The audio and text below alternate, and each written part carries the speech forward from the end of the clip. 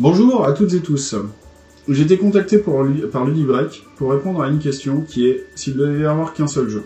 La réponse pour moi est très simple, c'est This War of Mine en jeu de plateau. De quoi ça parle? Tout d'abord, This War of Mine est tiré d'un jeu vidéo qui porte le même nom et qui est sorti en 2014. Alors This War of Mine, ça parle en fait de la guerre du côté des civils, pas des soldats. Il est ici question de survie dans une ville assiégée en pleine guerre civile. Le jeu se déroule dans une ville fictive, et en fait on sent vraiment clairement dans ce jeu l'inspiration de toutes les guerres modernes et récentes des, on va dire, 60 dernières années et les conséquences sur la population qui l'a subi. Donc le thème du jeu est sombre, réaliste, vraiment fort, donc âme sensible ça se tenir, car les thèmes abordés risquent quand même de déranger. Alors, du coup la question c'est comment joue-t-on à This War of Mine? This War of Mine c'est surtout un jeu narratif, qui est un crossover entre le jeu de rôle, les livres dont vous êtes le héros, et certains jeux de plateau aussi qu'on peut connaître, tels que Dead of Winter, avec des choix effectués en fait, et aussi du coup à la croisée des chemins avec un jeu de plateau slash jeu de figurines avec des bastons à coups de dés. Donc la prise de main est plutôt rapide et simple, les règles se lisent et s'expliquent en quelques minutes. Après on fonce clairement et on s'immerge dans la troublante réalité qui nous est proposée par ce jeu. On va devoir donc gérer la nourriture, la faim, la fatigue, la soif et la dépression. Et donc comment ça se déroule dans ces phases de différentes gestions? Ça se déroule avec une première phase de jour dans laquelle on peut effectuer jusqu'à 3 choix. Donc bricoler pour par exemple continuer à réchauffer la maison, pour monter des barricades sur la maison, activer des cases qui vont nous permettre dans la maison de trouver des objets pour continuer à bricoler derrière, piocher les cartes, voilà, ça c'est les 3 actions possibles. On a aussi une phase par la suite crépuscule, pendant laquelle on gère sa faim, sa soif, une phase de nuit, pendant laquelle on va soit dormir, soit monter la garde, ou partir chercher du matériel, parce qu'en effet, la nuit, on a beaucoup moins de chances de croiser des militaires, et donc de se faire tout bêtement tuer. Et enfin, on a une phase aube, pendant laquelle on va se soigner et on va piocher les cartes narratives donc qui vont nous permettre de pouvoir avancer dans l'histoire. C'est simple, pour moi, c'est fluide et c'est hyper cohérent. Alors, en plus, agrémenté de tout ça, on a des phases de combat en cas de raid ennemi ou de vague de crime, des combats qui sont joués à coups de lancer de dés avec des ajustements en fonction des armes que l'on a ou des barricades que l'on a réussi à monter dans la maison. Du hasard, en effet, par le lancer de dés, par les pioches de cartes qui vont nous intégrer dans des événements plus ou moins bons, mais on va dire maîtrisés par la réflexion qu'on va devoir avoir sur la gestion des personnages. On pioche des cartes, on tire des dés, et on ne sait jamais ce qui risque d'arriver, au final un peu comme une vraie guerre. Donc, différentes mécaniques dans ce jeu, mais au final qui vraiment s'imbriquent très très bien ensemble. Ce qu'il faut bien retenir aussi de ce jeu, c'est que c'est un jeu qui est très exigeant et éprouvant. En effet, moi pour avoir fait plusieurs parties, généralement quand on sort de cette partie-là, on n'en ressort pas tout à fait indemne et on est plutôt un petit peu bien retourné par ce qui s'est passé. Alors de par son thème, de par sa gestion, donc du coup c'est franchement pas un jeu léger qu'on va lancer comme ça sur une soirée apéro ou des choses dans le genre. C'est vraiment un jeu quand même qui est à prendre au sérieux.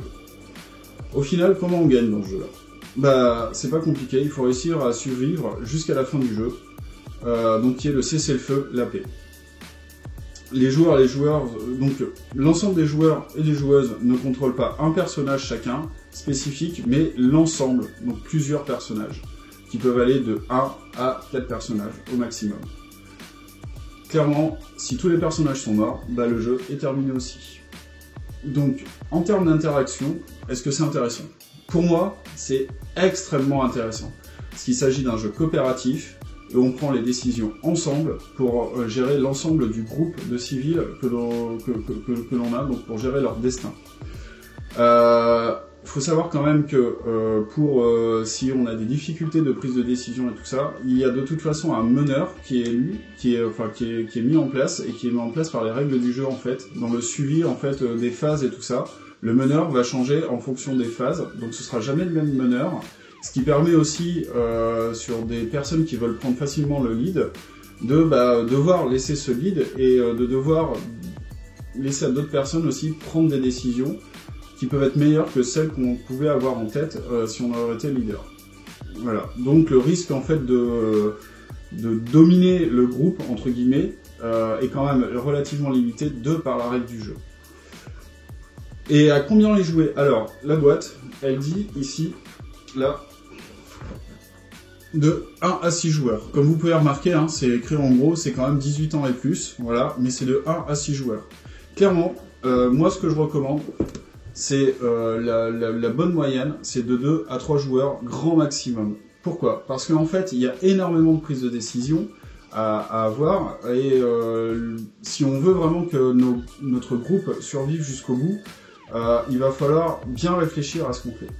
Plus on va être, plus la prise de décision va être longue, donc plus on va mettre du temps à avancer.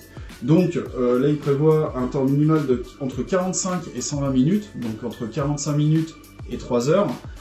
Ça, c'est en fonction, en fait, si on réussit à survivre au premier jour, et ou pas, en fait. Donc voilà, donc le temps de jeu peut être très variable.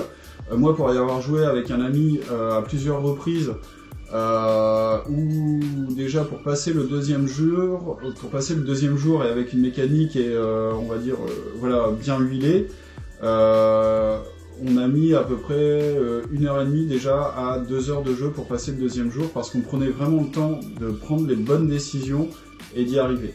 Au final, avec les différents retournements de situation qu'on va pouvoir croiser au fur et à mesure de jeu, on se rend compte que il faut s'attendre plutôt à perdre avec panache, n'est-ce pas, plutôt que d'essayer de gagner à tout prix.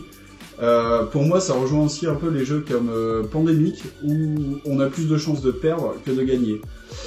Voilà. Mais au final, en conclusion, This War of Mine, c'est bien. Oui, c'est très bien. Oui, il faut au moins essayer une fois, ne serait-ce que pour l'expérience de jeu que ce jeu-là propose, et qui pour moi est encore plus importante et encore meilleure, parce que du coup, on est en interaction avec d'autres personnes aussi, avec qui l'on joue, qui est encore meilleure que le jeu vidéo, et qui est encore beaucoup plus prenante.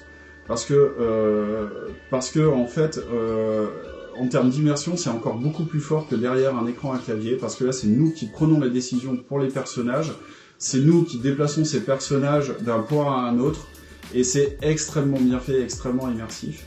En termes de renouvellement, donc c'est-à-dire si on y arrive une fois, est-ce qu'on va y arriver une deuxième fois? La réponse est peut-être, parce que au final, les propositions de script qu'il y a à l'intérieur sont très diverses, il y en a énormément, et d'une partie à l'autre, nous n'avons jamais eu, enfin moi personnellement, je n'ai jamais eu la même expérience de jeu en fait, et on n'a jamais eu plusieurs fois de redondance en fait. Voilà. Donc voilà pour moi, c'est la fin de ma présentation. Je vous souhaite à tous une très belle journée et je vous dis sûrement à très bientôt au Ludibreak. Au revoir à tous.